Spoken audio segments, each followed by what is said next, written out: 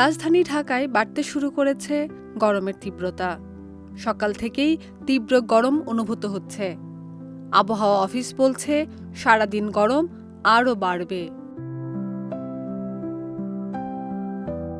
আবহাওয়া অফিসের দেওয়া এক পূর্বাভাসে বলা হয়েছে আকাশ আংশিক মেঘলা থাকতে পারে, সেই সঙ্গে শুষ্ক থাকতে পারে আবহাওয়া।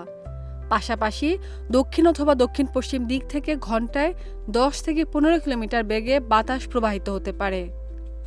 এছাড়া দিনের তাপমাত্রা সামান্য বৃদ্ধি পেতে পারে। 3 এপ্রিল সকাল 6টায় ঢাকায় তাপমাত্রা রেকর্ড করা হয়েছে 26.4 ডিগ্রি সেলসিয়াস। এ সময় বাতাসে আর্দ্রতার পরিমাণ ছিল 86%। এদিকে আবহাওয়ার আরেকটি পূর্বাভাসে বলা হয়েছে সিলেট বিভাগের 2-1 জায়গায় অস্থায়ীভাবে দমকা হাওয়া ও বিদ্যুৎ চমকানো সহ বৃষ্টি অথবা বজ্র সহ বৃষ্টি হতে পারে। এছাড়া দেশে অন্যত্র অস্থায়ীভাবে আংশিক মেঘলা আকাশ সহ আবহাওয়া প্রধানত শুষ্ক থাকতে পারে এবং সারা দেশে দিন ও রাতের তাপমাত্রা সামান্য বাড়তে পারে।